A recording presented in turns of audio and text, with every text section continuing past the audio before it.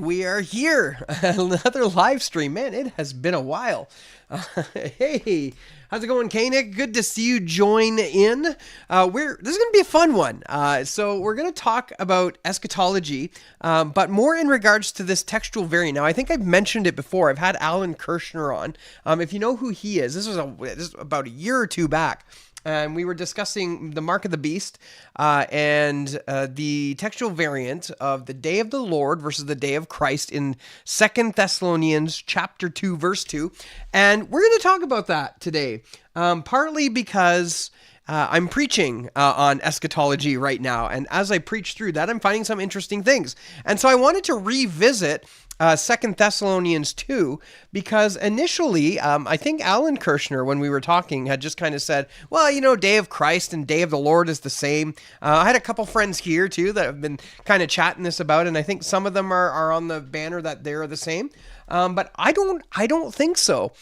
Which means if that's true, and the day of the Lord or the day of Christ, if they're not referencing the same thing, then we have a textual variant here which will impact our view of eschatology, at least in regards to 2 Thessalonians 2. So, we're going to talk about that today. So let's go ahead and say hello to everybody in the chat. Hope things are going well. Walter Jones, you made it too. It's your first live stream. You're here. You made it. I tweaked some settings here, as you know, for those who are my regulars. Usually what happens is I get a bit of stuttering and my connection's not great. My connection looks wonderful, and I've dropped the frame rate on my output video to 30 frames instead of 60, so hopefully that will help out. Now I'm noticing my audio is peaking a little bit. Let me just make a few quick adjustments here. But yeah, so we're good. Now, at first glance, so just taking a look at the comments here, yeah, a couple of you are in the firmly, Mr. Moreno, how's it going? I think we're going to have some disagreement here, but that's okay. It makes for good conversation. So I don't see them as the same, and I'll go through some reasons why, and then we'll, of course, take a look at the textual matter. You probably already know where I stand on this, but it is worth taking a look at because day of Christ versus day of the Lord is an interesting one. So going back to Alan Kirshner, the reason I had him come on the channel was because I wanted to discuss that variant specifically. And again, I'll probably leave a link in the description. You can go back and watch that video. But he is a pre-wrath guy. So as far as the rapture is concerned, right, you'll fall into one of 3 or 4 camps, right? Whether the rapture is going to happen before the tribulation, during the tribulation, after the tribulation, there's kind of this one stance that's kind of pre-wrath. So Alan Kirshner, like me, kind of fall under the pre-wrath idea. And I think it's a better form to try to determine where the rapture is based on God's wrath as opposed to based on the tribulation. I don't think the tribulation is a great gauge for that. Now, I know chances are I know I have a lot of Reformed followers too, and you're probably like, what do you mean rapture? There's no rapture. Well, this is my theological position. So feel free to interact in the comments. Be friendly, be nice. And we'll get through this. You're going to hear my dispensational, premillennial, pre-wrath eschatology view in this discussion of this textual variant. We got a lot of people here. Yo, Dwayne, it's Baby Gremlins. What happened? You changed your name. You even got a picture there. I can see who you are. That's great. Here, I'll make you the admin again. How's that sound? We'll give you the ban hammer. No, I'm not going to put you on timeout. Where is it? Add as moderator. There we go. Standard moderator. There we go. Yeah, there we go. All right. You are now, Baby Gremlins, David Beatty. You now have the power. So use it wisely. Use it responsibly. All right. Okay. So let's come over. I'm still peeking. Give me a second here. The audio, I'm trying to adjust my audio to get a little better here. All right. Okay. So as long as I stay far away from the microphone, hopefully it doesn't sound too echoey. Bold as a Lion, how's it going? You're pre-trib. Yeah, I know. I think Nick Sayers is pre-trib as well. Donnie from, is it Standing for Truth? I believe he's pre-trib as well. Now, I could be wrong. I have one of his books. I've read through some of it. But yeah. So you're covenant theology instead of dispensationalist. So you were a weird one. You were weird, friendly neighborhood Jesus freak. Can I be pre-wrath preterist? I guess technically preterist. A preterist position would be pre-wrath. All right. Never go full preterist. All right. Okay. So let's do this. Let's take a look at the verse we're gonna look at first. So I'll be reading from the New King James Version, and so it's these kind of 4 verses. I'm scrolling on my window here. So we got 2 Thessalonians chapter 2, verse 1 to 4. Let's just read through that, and then I'll point to the one section here. But it says, "Now, brethren, concerning the coming of our Lord Jesus Christ and our gathering together to him," I would take this as the rapture. Okay, I know some of you won't. "We ask you not to be soon shaken in mind or troubled, either by spirit or by word or by letter, as if from us, as though the day of Christ had come." Now, some, right, and this is the question, day of Christ versus day of the Lord. "Let no one deceive you by any means, for that day," in italics, "will not come unless the falling away comes first and the man of sin is revealed and the son of perdition, who opposes and exalts himself above all that is called God or that is worshipped, so that he sits as God in the temple of God, showing himself that he is God." Okay, so very famous eschatological passage, right? Eschatological is just a fancy word in Greek meaning end times, the study of the end times. And so the question we have is, what is meant by the day of Christ? Now, to give a little bit of like theological background here, this is the passage which basically transferred me from a pre-trib rapture to a pre-wrath rapture. And the reason is because this is so, for me anyway, it became so incredibly clear and plain when I read this, that there's 2 things that are expected before the rapture occurs, right? So Paul is writing to these guys because somebody had apparently come to the Thessalonian church and they're like, "Hey guys, you missed the rapture, you missed it, and so they were scared. And so Paul is writing pastorally here to kind of set them at ease.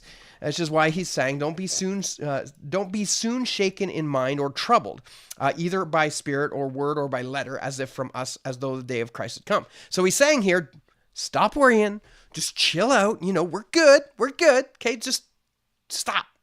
And Christ hasn't come yet. And here's how we know. "Let no one deceive you by any means, for that day will not come unless 2 things happen. 1, the falling away comes first." This is often called the great apostasy. "And the man of sin is revealed, the son of perdition." Of course, we take this to be the Antichrist. So the 2 things that'll happen before the day of Christ comes, or the day of the Lord, is going to be a falling away first, and then it's going to be the revelation of who the Antichrist is. Okay, so for me, this is so plain. This is so plain that these things have to come before the day of Christ. Now, it may not have been seen by everybody, right? Because what happens here is we do have the question of what is the day of Christ, or what is the day of the Lord? Is there a difference? I say yes, there is a difference. But first we got to know whether it's day of Christ or day of the Lord. And this is where we get into the question of textual criticism. Now, let me open up my notes here, because I'm going to give you like the quick Cole's notes on how this works. So if you take a look at the footnote here, now again, this is the New King James Version. So we got a note in there that tells us essentially that the Nestle Aland text reads "the Lord." The majority text, F35, Byzantine text form, Textus Receptus, basically anything that's not considered a critical text will have day of Christ. And the reason why they have day of Christ is because if you just take it on sheer numbers, day of Christ is 85% of our Greek manuscripts contain the reading day of Christ. And then 15% of our manuscripts contain day of the Lord. Now, this is where it gets interesting. So if you take a look at some of the numbers, some of the manuscript, the support for day of the Lord is weighted very heavily on the great uncials. So Aleph, Alexandrinus.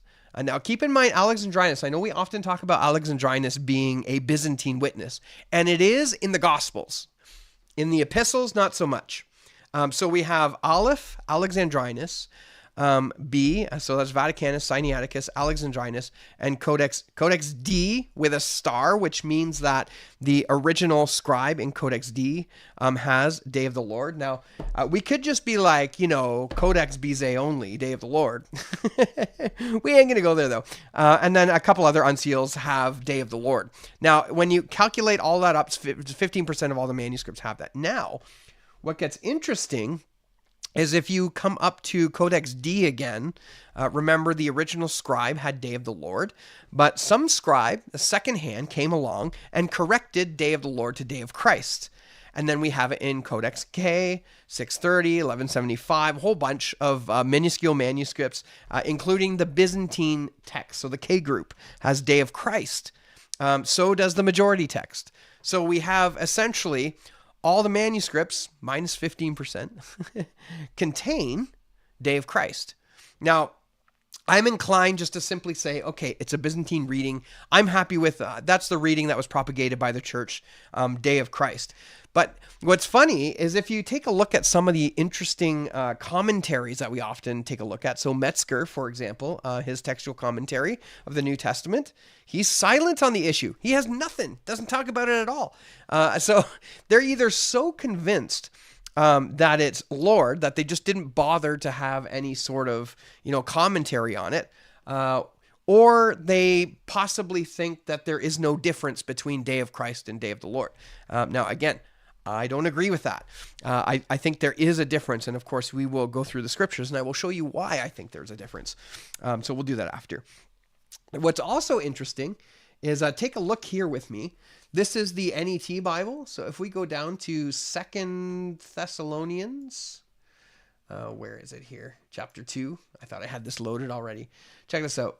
Not to be easily shaken from your composure or disturbed by any kind of spirit or message or letter allegedly from us, to the effect that the day of the Lord is already here. Now, here's the interesting thing. They do not have a note there either. So the editors of the NET translation, with their massive footnotes, they don't have a footnote here. So, what is going on? What is going on? Now, what also is very interesting, too, is you take a look at the Family 35 text. That's Wilbur Pickering's work. And if you take a look at this variant, he obviously notes in F35 that the reading is Day of Christ. And then he puts a note. He doesn't do this very often in here, but he puts a note and says, might this be a doctrinally motivated variant? He doesn't say it is. He's just asking the question, saying he's noticing that there's a difference between Day of Christ and Day of Lord. Now, I'm not the only one who thinks this way. But yeah, many tend to see them as meaning the same thing. So yeah, it's surprising to see the silence of Metzger, the silence of the NET notes, and then interestingly enough to see Wilbur Pickering suggest that something is going on. All right, let's come over and we're going to take a look at the comments before we dive into this a little further. So let's pop over to the new scene here. I know you guys are chatting up a storm here. That's great. I know eschatology tends to do that, but this was just an interesting variant I wanted to take a look at. All right. So Friendly Neighborhood Jesus Freak, Man of Sin versus Man of Lawlessness is another variant. Yes, it is. Perhaps we'll take a look at that one. Why not? If we're going to do like eschatology stuff, maybe next week we'll take a look at that one because that's an interesting one. I personally, though, don't see a huge distinction between the two, but it would be worth looking at. Friendly Neighborhood Jesus Freak, which may be an error. Oh, that's the oddly I have our gathering together in him. Yeah. It's been 30 years since I've been in dispensational circles. I think I'm going to have to learn some new terminology. I don't know what pre-wrath means. So pre-wrath is just simply an eschatological view of when the rapture occurs. And it bases the timing of the rapture to be before the wrath of God falls on the earth. So typically the tribulation is broken up into two time periods. The first time period would be the wrath of Satan, when Satan is let loose to go and have a heyday. That's the Antichrist work. And, you have the pit with the locusts coming out of it and that kind of stuff. And then you have the second portion of that, which is the wrath of God. Now, given the position that we are not appointed unto wrath, I forget where that's, 1st or 2nd Corinthians, we are out of here before the wrath of God falls on the earth. So that's pre-wrath in a nutshell. There's more to it, obviously, but yeah. So Christian Chidestar, I just answered the question as well, so we're good. From the neighborhood, Jesus Freak says pre-wrath means the rapture is right before God destroys everything. Yeah. Okay, thanks. So basically, on-mill and post-mill are pre-wrath. No. Well, I don't really know because I was looking into on-mill and post-mill, and I was a little bit unclear as to what their view of the rapture was specifically. So pre-wrath is specifically, I know I'm saying that word a lot. Pre-wrath is specifically centered around when the rapture occurs. So on-mill, no such thing as pre-wrath, right? As far as I understand, Amil doesn't think that there's going to be a rapture, or if it is the rapture, it's going to be the same time as when the Lord comes, which is when I don't know. He just kind of comes and sets up his kingdom. That's how I understand amillennial. Post-millennial view is things just kind of get better as time goes, and eventually what's going to happen is the world is going to become Christian, and then that will usher in the return of Christ. And I don't think they view a rapture in there, but I'm a little bit uncertain. I do have a few post-mill friends. I could probably ask them and find out or do a little bit more research. But yeah, so Amil and post-mill is probably not concerned with pre-wrath. I haven't heard any Amil, post-mill guys argue that. My understanding is it's specifically a premillennial position or a premillennial teaching. All right. Both Erasmus and the Vulgate leave in him. Since I don't think he destroys things, I don't think I fit in that category. Okay, the Apocalypse of John has him basically burning down the whole cosmos in order to establish the new one. Yeah, and that's the 2 Peter where it talks about the elements melting with fervent heat. And yeah, so you have it there, Christian Cheister, 2 Peter 3:10. I think that's the one with the in the NA text, when they guess at a word and put it in there, that they will not be burned up. The conjectural emendation. Man, it's been so long. 2 weeks. I'm already forgetting my stuff. But yeah, 2 Peter 3:10 is one of those, it's got the conjectural emendation in there in the Nestle-Aland text and the ECM. So there's 3 conjectural emendations as far as I know in the ECM so far. I can't remember where they all are, but I know 2 Peter 3:10 is one of them. Yes, he destroys the world in the flood. But it's the same world. I take the language to entail radical purification. The same earth, heavens will continue, but purified and transfigured. Maybe? Yeah, I don't know. I haven't looked too deeply into that. But yeah. Our friend A Hammer is back. He's already retracted a message. Dwayne trying to reinvent the wheel still just doesn't get it. I'm not sure which wheel I'm reinventing. Interesting you come here, even though you don't really like what I'm saying. You must be a glutton for punishment. Okay. All right, Revelation 21:1. Yep. Oh, where are we here? Mr. Moreno says, I'll try not to be too snarky about verse 4, but the verse doesn't say that the temple has to be destroyed and rebuilt. After 2 millennia, before the man of lawlessness, sin takes his seat there. Yeah, you don't necessarily get the temple, the third temple, right? I know, depending on your eschatology. But what's interesting is the detail in which the last 8 or 10 chapters of Ezekiel writes down the temple. And then we have Matthew 24, the Olivet Discourse. I think it's like Luke 21 and Mark. I can't remember what the one is in Mark. But the way that the way that Jesus talks in there leaves out the possibility of fulfillment in 70 AD. So, yeah. So Friendly Neighborhood Jesus Freak specifically says the current cosmos ceases to exist.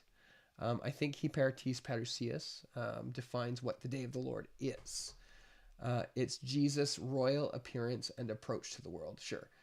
Oh yeah, God has footnotes. What do you mean by approach? Good question. God put a footnote by his own word just in case he okay. All right. I don't think Revelation 21:1 indicates an elimination of the old world um, any more than the new man does the previous existence in baptism. That's the behold, he makes all things new, I think. Um, so David Aaron Beatty, Day of the Lord is the 1,000-year day of the millennium.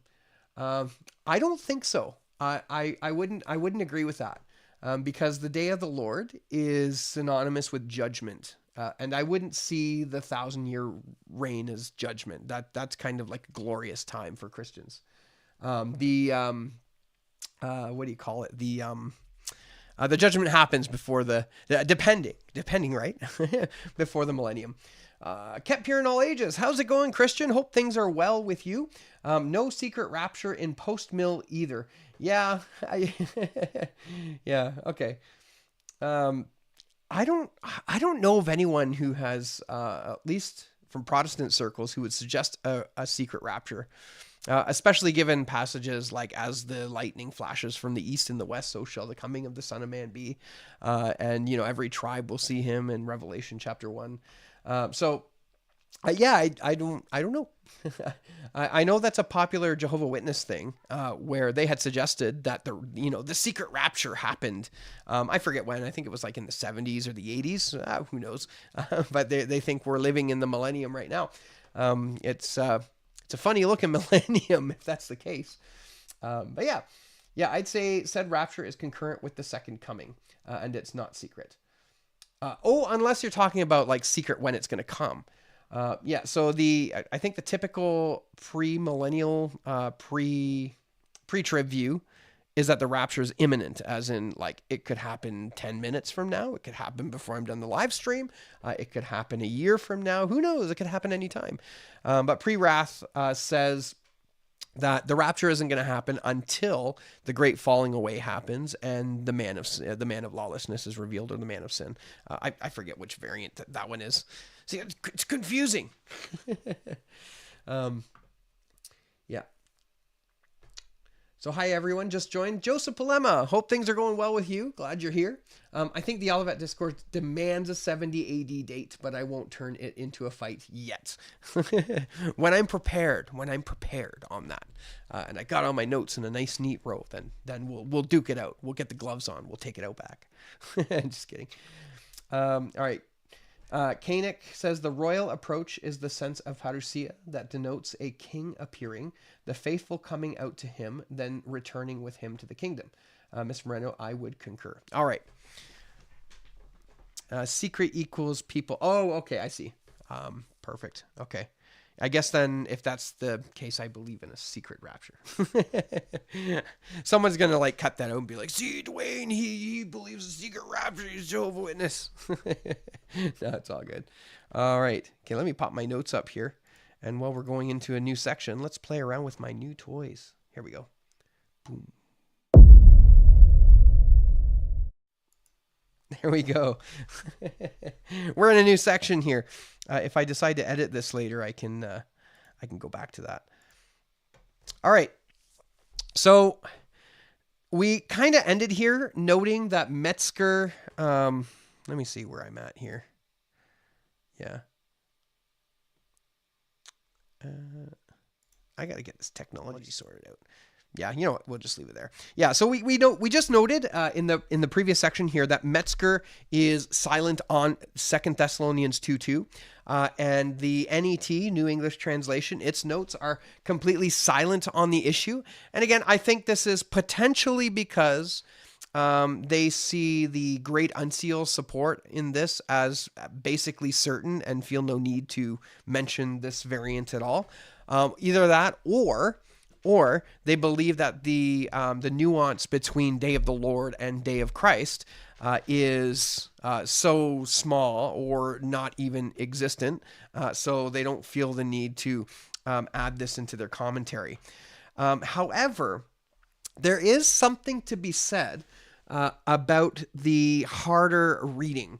Now we're gonna come to this kind of canon of textual criticism, and what's interesting about that is that this isn't really applied to this verse, to 2 Thessalonians 2:2, and the harder reading is basically what text criticism says, essentially modern text criticism says, well, you prefer the reading that's harder, whether it appears to be a factual error, or whether it appears to be a grammatical mistake, or if it's just something just really strange, but there seems to be some possibility of it being. We prefer the harder reading. Now, what is the harder reading in this sense, right? And of course, when you take a look throughout the scriptures, you find that the day of the Lord, the phrase "day of the Lord," is a theme all throughout the scriptures, Old Testament right up into the New. Now, you keep in mind here too that Paul himself, he would have been like, he knows the scriptures. Now, they didn't have like TV or video games or anything to keep them occupied. So Paul, he was in the scriptures, the Old Testament scriptures, day in and day out. He knew what the Old Testament said. And I don't know how many times he would have read "day of the Lord, day of the Lord, day of the Lord" in Hebrew or in Greek or maybe in Latin. I don't know if it would have been Latin or not. But he would have been absolutely "day of the Lord." So when it comes to copying the manuscripts, chances are that the term "day of the Lord" is probably more in the mind of the scribes when they are writing these things down. And so when you see "day of the," fill it in, "day of the Lord." Nobody's going to put "day of Christ." It's just such a small thing. Like when you take "day of Christ," I think the phrase "day of Christ," and let me just check my notes here, only appears in one other place. That one phrase only appears in one other place. Now, we have "day of Jesus Christ" and we have "day of our Lord Jesus Christ," and we're going to take a look at those passages. But it's more likely that, a scribe coming to see "day of the" is going to put "Lord" instead of Christ, perhaps even, without even really thinking about it. They'll just write it down. A great example I have of this is in my own communication. So I used to work at a large insurance company, and if anyone's here has worked for a corporation, email is like the communication method. And so you type in your emails and you ask for your requests, and then if you get really mad at somebody, you say "as per last email," But I worked with this guy named Chris. And I needed to request some sort of access to a database or something. I can't remember exactly what it was. So I wrote, "Hey, Chris, can I get blah, blah, blah, blah, blah, blah." But I have written so much the name Christ that I cannot help but put the T on the end of the name Chris. It happens all the time. I type Chris and it's like muscle memory. I just automatically hit the T when I'm typing it in there. It's in there. It's in my brain. So the lady who responded, it was I was asking some lady for Chris to do this thing because that's how organizations work. And she just responded and said, "Well, yeah, it is close to Christmas, isn't it?" But you can see, just in that one instance, it was in my brain, and I have to work really, really hard to not put the T when I'm writing down the name Chris or when I'm typing it. Either or, it just comes automatically. I have to really put effort into it. And so there's a sense in which you could argue that the same thing is sort of happening here when a scribe writes "day of the," right? Or what is it? He mara tu Kyriou, right? That's what you're going to write, "the day of the Lord," instead of "he mara tu Christu." So it's, I would say that the harder reading is going to be "day of Christ." So even though the great unseals, right, have "day of the Lord," the majority, the Byzantine, 85% of our manuscripts have "day of Christ." This is the way to go. So I can explain how "day of Christ" turned into "day of the Lord, but it would be much more difficult to explain how "day of the Lord" had been changed into "day of Christ." The definite harder reading, at least in my opinion, would be "day of Christ. So that would fulfill the modern text. Now, of course, I don't hold to reasoned eclecticism for making decisions. This is clearly a Byzantine type reading, and so we would roll with that. So that's kind of 4 points that I had here on trying to decide whether this is "day of Christ" or "day of the Lord." "Day of Christ" is 85% of our manuscripts. "Day of the Lord" is 15%. Yes, they have the uncials, but we have the Byzantine, the majority with Day of Christ. The third point was Metzger is silent, and the NET notes are silent on the issue. And then 4, the harder reading appears to support Day of Christ. Now, I wouldn't put a whole lot of stock into the harder reading. Why? Because it's essentially internal criteria, and what that means is it's much more subject to the whim of the interpreter. So, yeah, I know we try to be as objective as we can when we make these interpretations, but it's just way too easy. So that's kind of the 4 points there in deciding whether this is Day of the Lord or Day of Christ. All right. So let's come over to the comments here, and then I will share with you why I think there's a difference and why I think this textual variant does make a doctrinal difference. So let me pop this over here. Good job, David. Hammer, I don't understand why you come here. Really, truly. Maybe you just enjoy heckling. Maybe that's how you enjoy your time. All right. Let's come over here and see where we got for comments. God is real. I see the pre-trib rapture clearly in Luke 21:36, Revelation 3:10, 2 Thessalonians 2:8, etc. Maybe not. It wasn't so clear for me. I think when you take a look at a number of things, it looks as though, okay, and this is just something I've kind of taken a quick look at, is the end of Revelation chapter 6, when the 7th seal is open. I think that's when the rapture occurs. I think. I could be totally wrong, but all right. So God is real. This variant is interesting to me as a pre-trib guy. But even more relevant is the spelling variant in Luke 21:36. Might be worth taking a look at. There's another interesting textual variant too, and that's in the what do you call it? The Song of the Angels, when they come down to meet the shepherds. Peace on earth and goodwill toward men, or peace on earth and goodwill toward men. What is it? Peace on earth and to men of goodwill. I can't remember what it is, but it's the difference is like a single letter. And I'm curious, and this is just kind of where my mind is thinking, is what does that do to Calvinistic theology? Does that weaken it? Does that improve it? Just a question I'm asking. I don't really know the answer to that, but we'll do a deep dive into that at some point. Maybe it'll be ready by Christmas next year. All right, David Aaron Beatty. Does the Greek word Christos get used to translate the Hebrew word for Lord in the Old Testament, where Day of the Lord appears in Hebrew? I doubt it. If so, this could establish an established equivalence. I like that. That's Mashiach, right?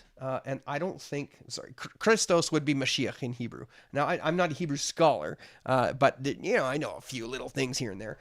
But I don't see any place where Lord would be mixed with Mashiach. I don't see that. But again, I could be totally off the rocker. If you can find something like that, I'd be more than willing to hear that out. In the Septuagint. No, that would be Kyrios. Almost always. Koenig, number 1, can't think of any occasion where it does. Yeah, me neither. All right, Joseph Polema. Ernest Cadman, Caldwell's study on the singular readings found that many of these unique textual variants made the text more difficult rather than easier. Yeah, I think Maurice Robinson pulls that up in his arguments for the Byzantine text.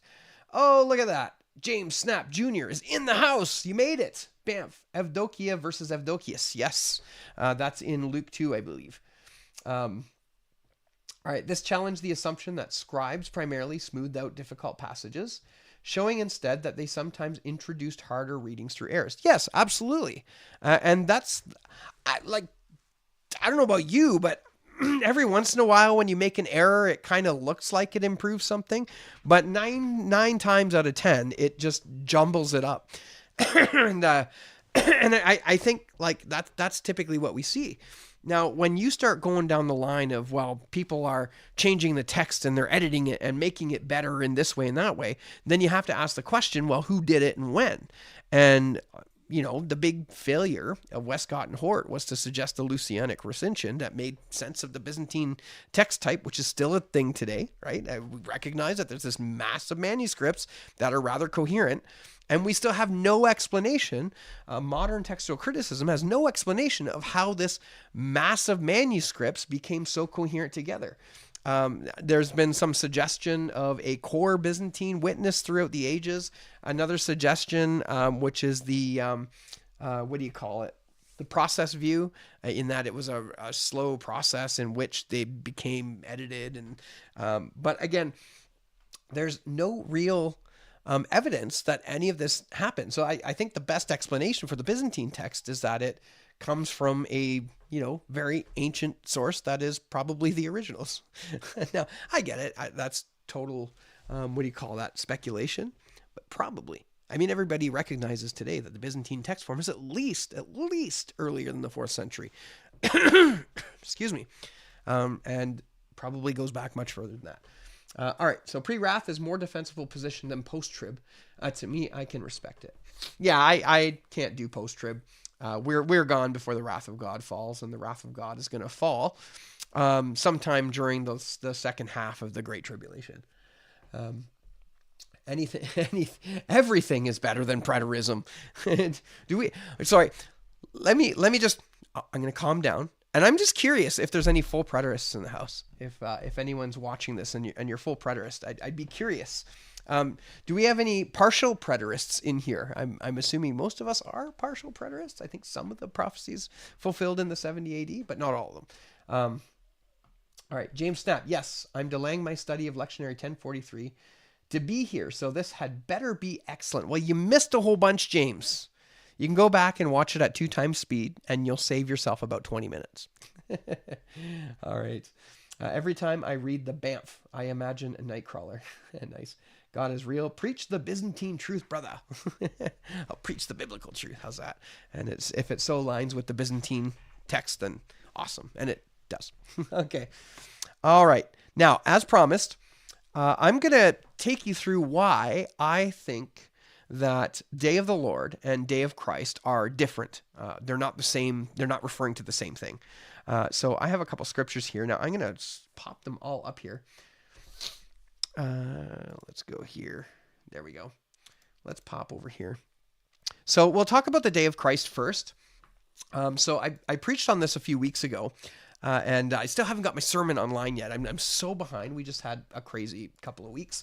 But if we go to Philippians 1:3, let's see. Perfect. Is this, Philippians or Philemon? I never know with these two. Next chapter. Okay. Yeah, there we go. I should know just by reading the first line, shouldn't I? All right, so 1:3-6. I thank my God upon every remembrance of you, always in every prayer of mine, making request for you all with joy. You know what? Let's go like this. Oh, there we go. Okay, and you know what? Since we are doing a new section, I'm going to hit my button because I like hitting my button. Where is it? Cutscene. All right. Okay, so Philippians. This is why I think the Day of Christ and the Day of the Lord are different. So Philippians 1:3-6, I thank my God upon every remembrance of you, always in every prayer of mine, making request for you with all joy, or all with joy, for your fellowship in the gospel from the first day until now, being confident of this very thing, that he who has begun a good work in you will complete it until the what?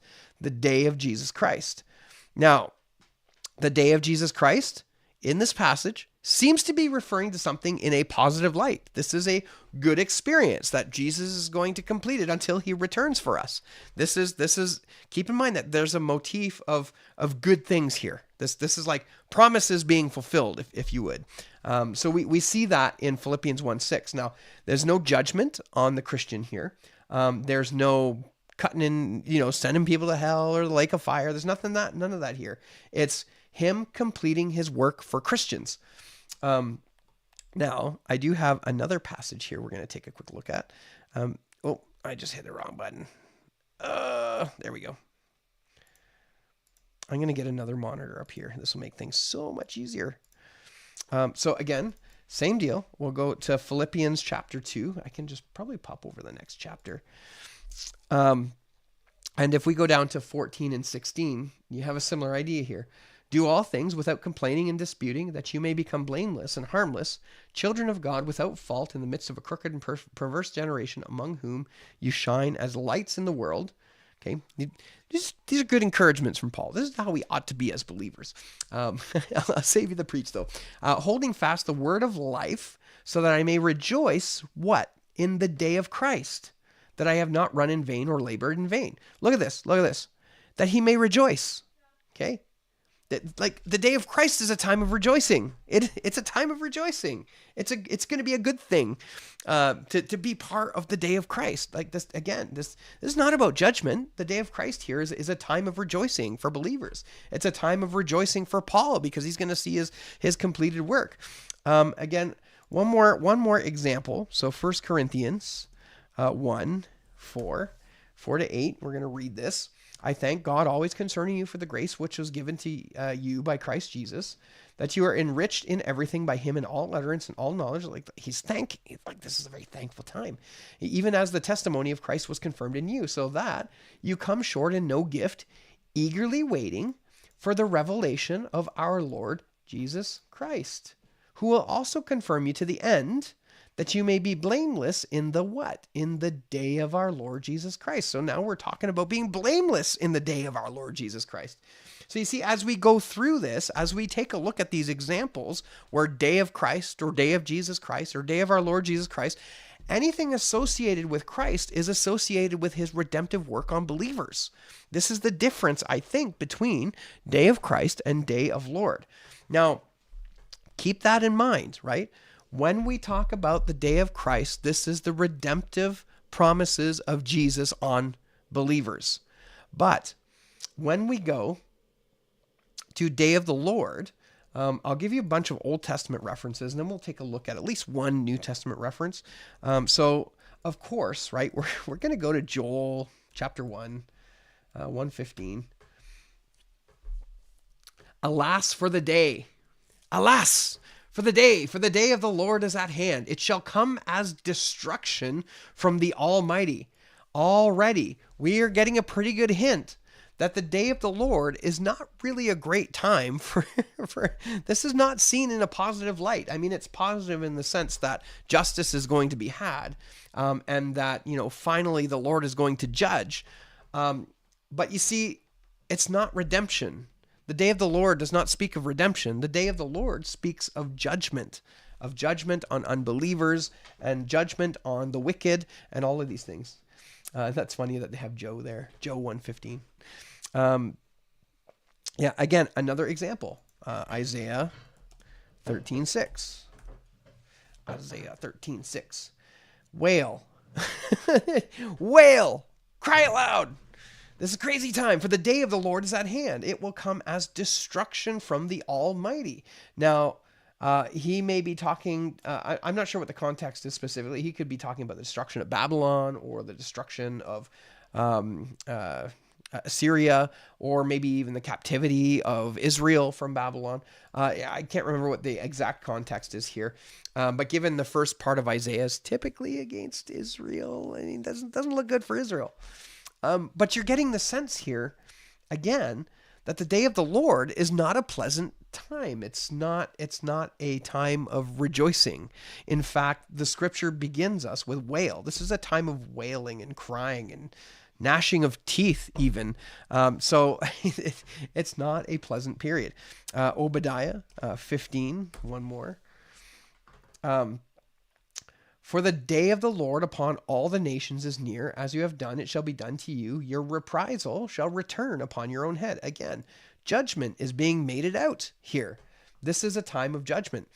So you have day of the Lord being a time where judgment is occurring, and day of Christ a time when redemption is happening. There's definitely a distinction here.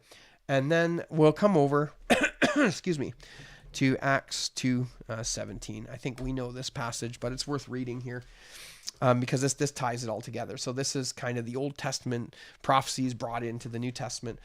A good Pentecostal passage too, by the way, a good continuationist passage here. Excuse me. Acts 2:17. Excuse me. And it shall come to pass in the last days, says God, that I will pour out my spirit on all flesh. Your sons and your daughters shall prophesy. Your young men shall see visions. Your old men shall dream dreams. Yeah. Woo! Continuationists. Yeah. And on my men servants and on my maid servants I will pour out my spirit in those days, and they shall prophesy. And I will show wonders in heaven above and signs in the earth beneath. And then things kind of shift a little bit. Blood and fire and vapor of smoke. The sun shall be turned into darkness and the moon into blood before the coming of the great and awesome day of the Lord. And it shall come to pass that whosoever shall call on the name of the Lord shall be saved.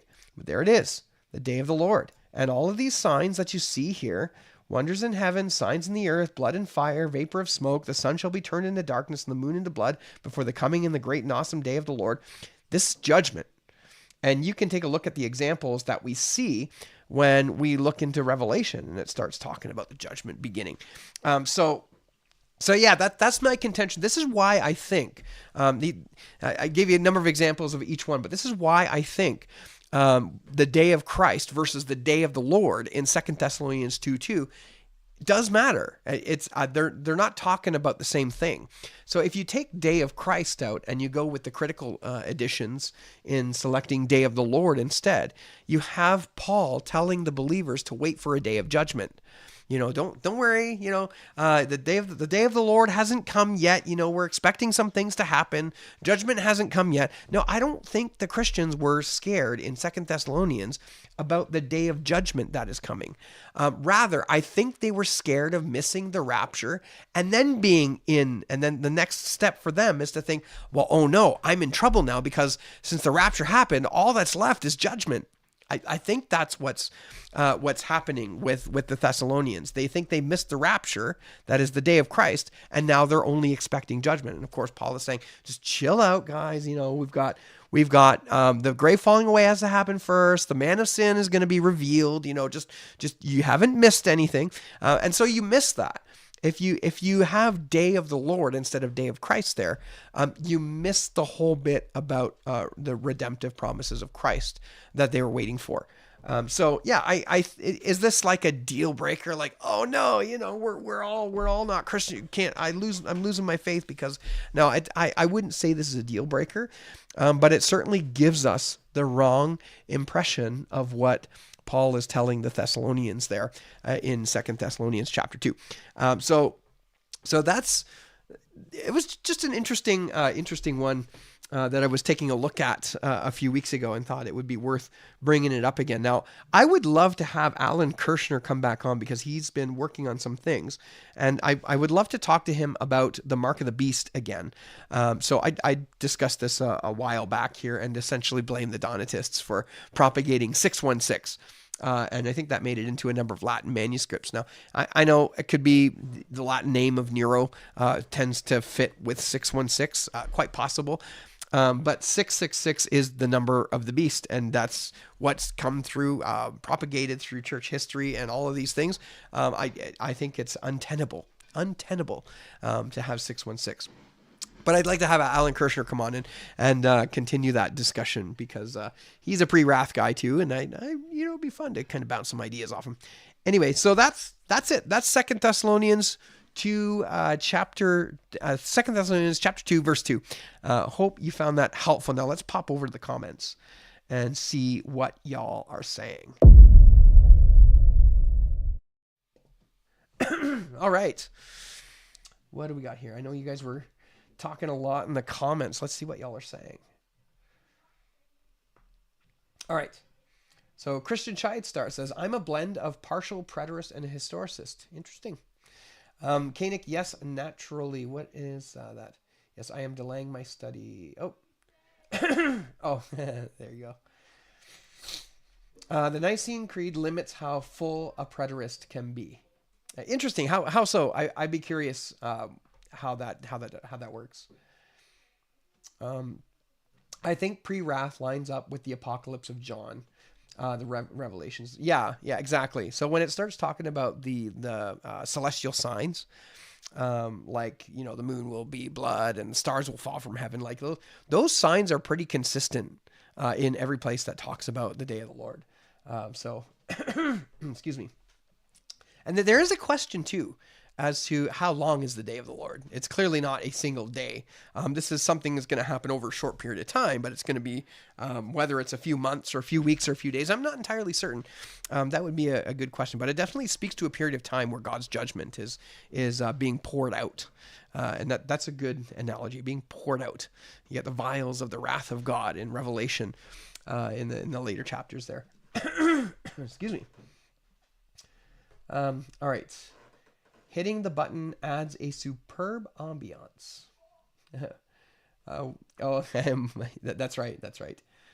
All right, Chuck Missler. Yeah, I like Chuck Missler. I like to listen to some of his stuff. He's an interesting guy. He's got some interesting ideas. I don't agree with him on everything, but he's got some very interesting stuff. One of the things about Chuck Missler is I think he kind of went down the road of lifting up Ivan Panin's work. I was watching a video where Chuck Missler was talking about these numbers and how everything adds up, and he did all this numerology stuff and referring back to Ivan Panin. So for those who aren't aware, Ivan Panin was a Russian immigrant into Canada. So he was a Canadian. He was a Canadian. He came over from Russia. And he went through the Greek New Testament and he formulated these numerical things. He found these, I think it was the Greek New Testament according to numerics or something like that. A friend of mine had a little blue Greek New Testament of Ivan Panin's work. And he was asking me about it. But I recall taking some of his, and this is going back years now, probably 15 years or so. I recall taking his formulas and just picking a number at random. Now, he used sevens. And he found all these different formulas and ways of adding things up to 7. And that's how we know that a reading is right, because it doesn't break the number. Except he instituted plus or minuses in there. So if a number was off by 1 or 2, he could put a +1 or a -1 in his formula. That totally ruins everything. But I took a random number, I think it was 3. And I ran a number of passages through the formulas with 3, and I was able to get a number of passages to work out to the number 3. Again, numerics don't work. Numerology we don't do that. We don't do that. I know some people find it interesting, and maybe there's some really cool things, but God does not instruct us to use numerology to produce anything. In fact, you almost get the sense from the scripture that numerology is not something that we look for. With the exception of Revelation 13, because it clearly states that the mark of the beast is 666. So I think that's one of the only points where the scriptures explicitly tell us about a number associated with a person or an event, but not to textual criticism. So anyway, all that to say is I disagree with Chuck Missler there. I'm sure in other places, but I enjoy listening to him. He's got some interesting ideas. All right, Chuck Missler pointed out there's a difference between Matthew 24, Luke 21. Chuck said Luke 21 is geared toward the temple destruction, whereas Matthew 24 was towards further down the road. Could very well be. I'd have to dig into that a little further. Keith Fusen. How's it going, Keith? Hope things are well. Who's my God, Dwayne? It's always the Father in the New Testament. Our God is always the Father. Yes. Never enough. No. I think I could do 3. If I had 3 monitors, I'd have my notes on one, I'd have my stream on the other, and then have my shared monitor on the other one. I think I'd be all right there. And then maybe a stream deck, and I can instead of clicking things to get my cutscenes and stuff. But I have a TV sitting in the garage. I might just bring it in and set it up, and I'll just have it behind the camera there. All right. All right. Missler was legendary, very insightful. Yes. So Philippians 4:9, my God equals the Father. Yeah, it could very well be.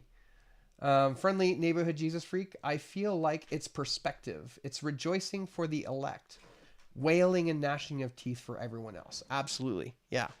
And I think that's what Day of Christ versus Day of the Lord is. Day of Christ has us looking toward the promise of redemption. Day of the Lord is the reckoning of judgment. All right. Keith, are you not Trinitarian? Where are we here?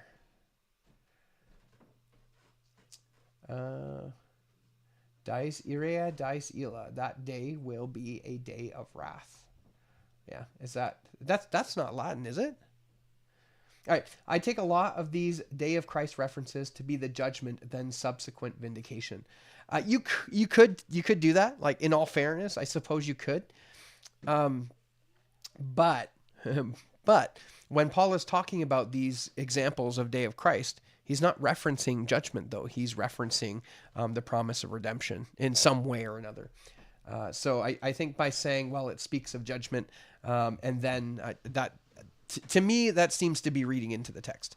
All right, Joseph Polema, Day of God as well, 2 Peter 3:12, and Revelation 16:14. Not sure where that fits. Yeah, I don't know. Let's just take a look. 2 Peter 3:12. Let's just pop. We'll take a look at this together.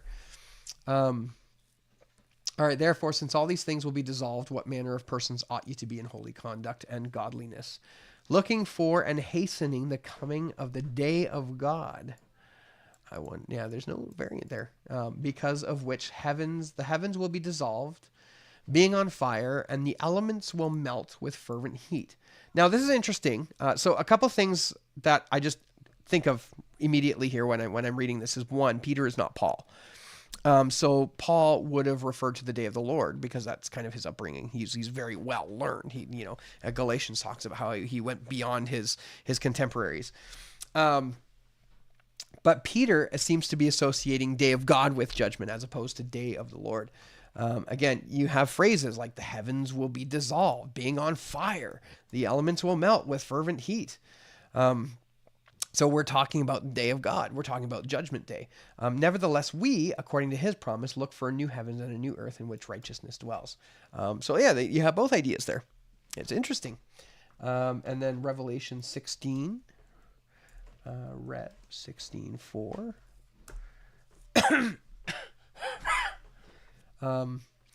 Now, is it 16:14? Let's see. For they are spirits of demons performing signs which go out to the kings of the earth and to the whole world to gather them to the battle of the great day of God Almighty. Now, I'd have to think about this a little bit, but just immediately off the top of my head, this makes me think about a very specific day.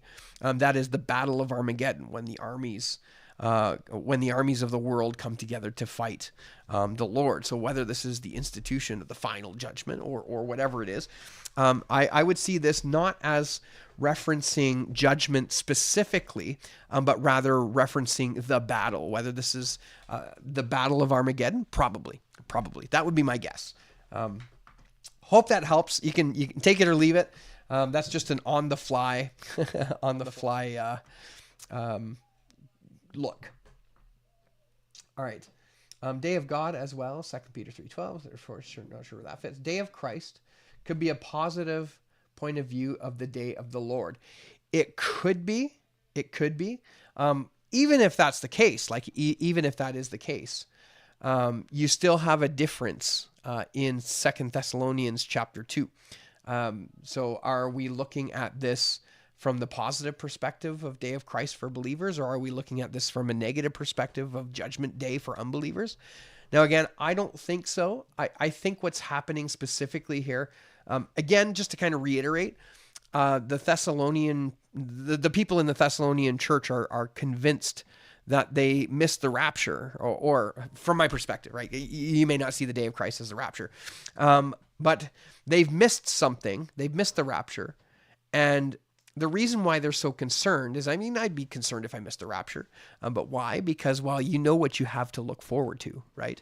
If you miss the rapture, you're in judgment, and I think that's part of why they were nervous. And so I would see them as two distinct days, two distinct events. Day of Christ is one event, day of the Lord is the other. Excuse me. Friendly neighborhood Jesus freak, I'm trying to remember a verse. Is not the day of the Lord darkness rather than light? Yeah, it sounds prophetic. I'm not sure exactly where that would be. Yeah, that's what I was trying to hint at. LOL. I think that's Amos 5:20. There you go. You found it. Amos 5:20. All right. I'm waiting for some daring young scholar to argue that Corinth was eagerly awaiting for John to publish his apocalypse already. That's funny. Now, evidently though. Okay, I know this is that's in jest. I get that. I get that. But think about this for a second. I would hold to a late date of Revelation. So if the late date of Revelation is true, Paul, he has an understanding of eschatology before Revelation is written. Now think about that for a second. Paul has an understanding of eschatology before Revelation is written. So he probably got some understanding from the Old Testament. I would be curious if the man of sin and the great falling away, if there's Old Testament reference. I'm thinking immediately to Daniel and Daniel's discussion about the abomination of desolation, which Jesus picks up in the Olivet Discourse. So maybe that kind of came down to Paul, and he had enough understanding there to be able to build out this sort of comfort for the Thessalonian church using an eschatological framework. Yeah, so that's interesting. If you think Paul very likely wrote his epistle before Revelation was circulating, probably, which is kind of cool actually. All right, James Snap Jr. Two things can happen at the same time. Rachel dies, Benjamin is born. That is true. Two things can happen at the same time. I just don't think they did here. All right, good point, James. Friendly neighborhood Jesus freak. Where is it? I skipped a whole bunch. I don't know why it does this. Every once in a while, it just skips a whole bunch. Oh, wow. There we go. Okay. The judgment of the reprobate and the vindication of the elect are one and the same event, in my opinion. I could be totally wrong here. But I'm convinced that they're separate events. I go back into Revelation. I think about the saints underneath the altar crying, when will you avenge our blood? So there's a sense in which judgment is the vindication of those saints. But how did they get there? You could say, well, it's a vision, and so John's just kind of seeing it, or they're actual saints there, right? And how did they get there? All right. Your argument is very interesting here. I usually see this passage as meaning the day of the Lord personally. Okay, yeah, I would go with the day of Christ. So David Aaron Beatty, Yahweh said to Adonai, sit at my right hand until I make your enemies a footstool for your feet. Here's the basis from the Psalms for using the day of the Lord interchangeably with the day of Christ. Yahweh said to Adonai, sit at my right hand until I make your enemies a footstool. Here is the basis from Psalms for using the day of the Lord interchangeably with the day of Christ. I don't see that immediately. I'm not sure what translation. Is that the LSB? I don't immediately see the connection there. Jesus is the Lord, Adonai. Yahweh said to the Lord, to Adonai, sit at my right hand until I make your enemies a footstool for your feet. Oh, I see what you're saying. Until I make your enemies a footstool for your feet. Here's the basis. Yeah, I'd have to look into that a little bit further because it suggests that he's not going to do anything until his enemies are his footstool. But because it's a psalm, now I'd have to look at it. I'm not going to comment on that because I think I'm going to say something really stupid here, and I want to prevent myself from doing that. I'll take a look at that later and see that's an interesting point. I'm going to take a look at that. All right, so Joseph Polema says, son of perdition, only mentioned in 2 Thessalonians 2:2 and John 17:12 of Judas. Interesting. Yes, that is interesting. but I don't think 2 Thessalonians 2:2 is referring to Judas, because Judas already paid. He's already he killed himself. But I think when it's talking about son of perdition, literally a son of destruction, one who's made to be destroyed, I think that's probably referencing back to Daniel, would be my guess. All right. The Creed says he will come again in glory to judge the living and the dead, and his kingdom will have no end. Yes, we believe that. God is real. It says, my wife is calling you boring. That's funny. Yeah, my wife is calling you boring, Dwayne. Of course, she said my sermon on pre-mill, mill, post-mill last week was boring too. Well, then we're in good company. That's funny. Okay. It also says, is your wife watching too? I'll wave. Hello. How's it going? So Mr. Moreno says it also says, I look forward to the resurrection of the dead and the life of the world to come. Oh, okay. Yeah. The Nicene Creed. James Snap. Yes. Missler's Panin promotion was ridiculous. Agreed. Absolutely. I will do an episode on Panin.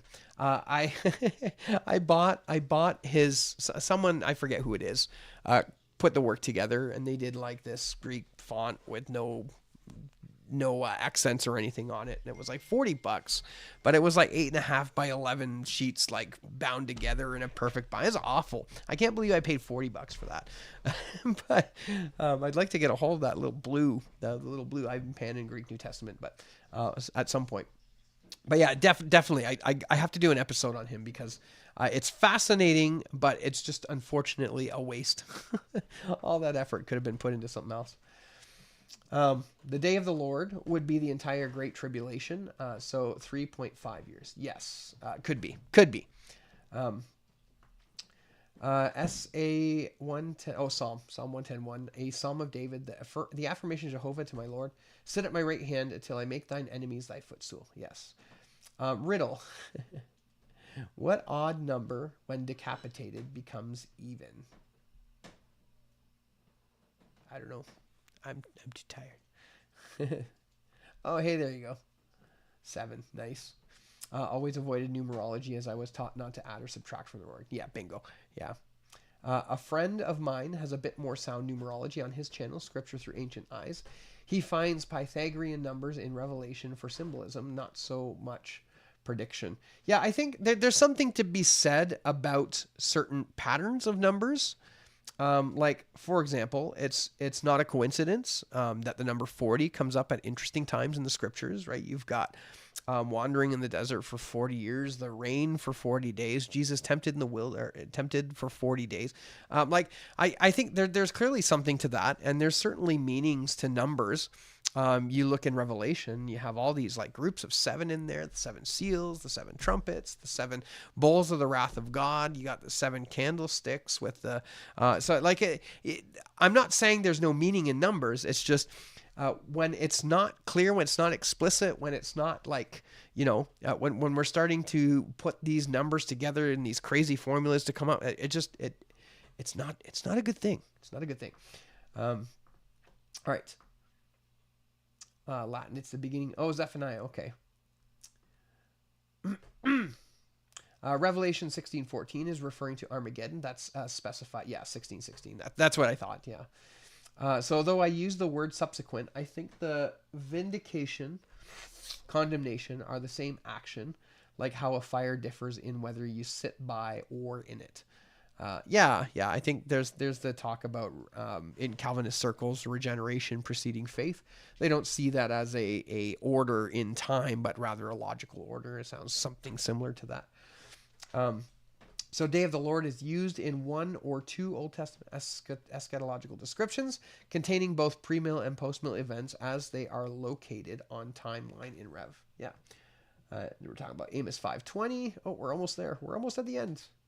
Mr. Moreno, if you miss the rapture, you have to hang out with Kirk Cameron and Nicolas Cage in the Tribulation Force. At least that's what I gather from cinematic theology. No, if you miss the rapture, you have to hang out here and watch the Tribulation video, or the Left Behind, the one that stars Nicolas Cage, and you have to watch it on reruns over and over and over and over and over, and that's your final judgment. No, I'm just kidding there, but yeah, that was the worst one of all of them. The Nicolas Cage one was awful, awful. Okay, look at it in Hebrew. Joseph Polema, the saints under the altar were beheaded, right? Yes. That's how they got their martyrdom. Yes. Yeah, it's specifically talking about the martyrs. That's right. That's right. John the Baptist came in the spirit of Elijah, the son of perdition, and second comes in the spirit of Judas. Maybe that's what I was thinking. Maybe. I don't know. I haven't really thought about it. Revelation is also a key that persuades me the events are the same. The lake of fire and sulfur is a double entendre. Theon also means divinity. How the wicked are tortured by the Lord and the saints. Interesting. In 1 Thessalonians 1:9. Let's see.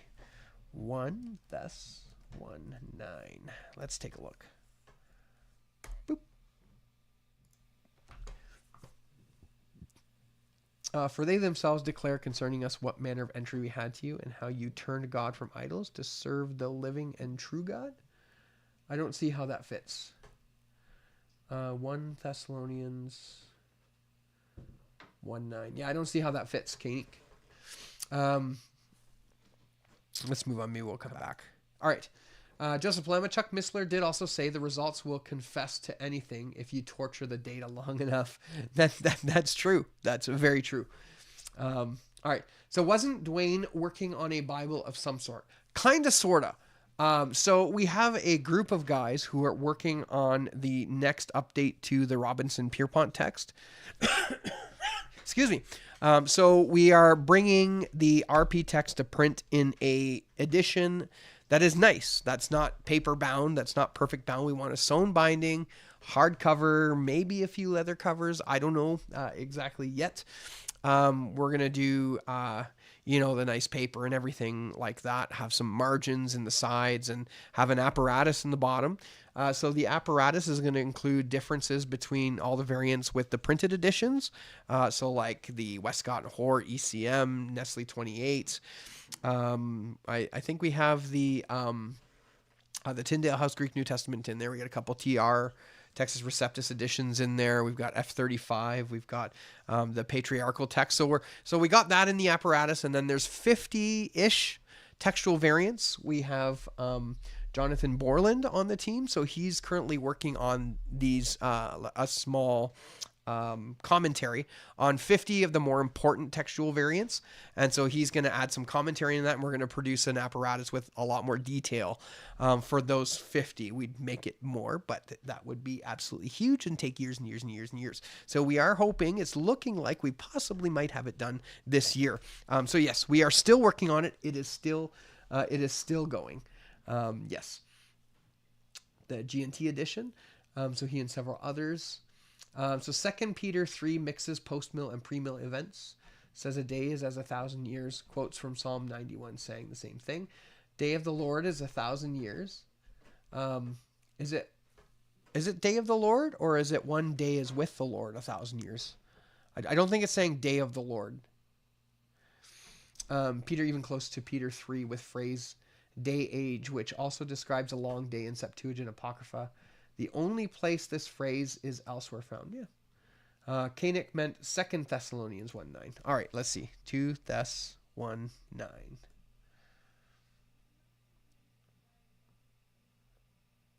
Oh, yeah, there it is. These shall be punished with everlasting destruction from the presence of the Lord and the glory. So that's referring to...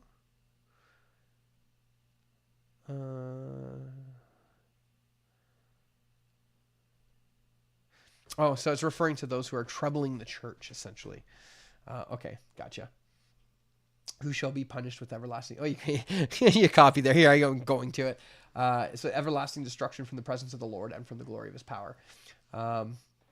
Sorry, they are tormented, apoprosopu, from the face of the Lord and from the glory of Jesus. That almost looks like Jesus, the glory of his power. It can mean from or by. Yeah. So random, I should see if some text expert should be able to help me improve my KJV text block. LOL. Nice. GNT this year, I hope. Me too. Me too. I think it's getting close. So yeah, we're definitely getting there. It's looking like it's going to be 2025. Now, I can't put a solid we're going to do it because I haven't really consulted with the team yet. But it's looking in that direction. Cautiously optimistic. So James Snap Jr., PSA, my textual commentary on the Greek archetype of the Gospels is almost ready to released. Okay, good. Looking forward to seeing that. I've seen the one for Matthew. I haven't seen much else. So yeah, when you get that done, send it my way. I'd like to take a look at it. I'll probably use it in some of these videos and collect some of the resources. All right. Okay, so I think this is a good place to conclude. So a little bit of an interesting conversation. I don't typically dive too much into theology, but I wanted to really dive into this one and see if there was a difference between the two variants. Now, I walked away with this one convinced that there is definitely a difference between Day of Christ and Day of Lord. So this would be somewhat of an impact on doctrine, at least from an eschatological view for a premillennial. So yeah, it's a very niche area, right? I get it. But it is a difference nonetheless. Just because it's a difference doesn't mean that we can't know. I'm pretty certain that we have Day of Christ as per the Byzantine text, and it's clearly a Byzantine reading. This is what has been passed down by the church to us. So I'm good to roll with that, and I will continue to teach, and I will continue to preach this as the Day of Christ, as I kind of have done here. Now, interesting having the comments there gives me a chance to test some of those theories out, and you've even given me a few things to look at. So I'll have to go back into the Psalms there. And see what you were talking about. But that's it. So that's the live stream today. Thank you so much for joining me, brothers and sisters. And until next time, we'll see you around.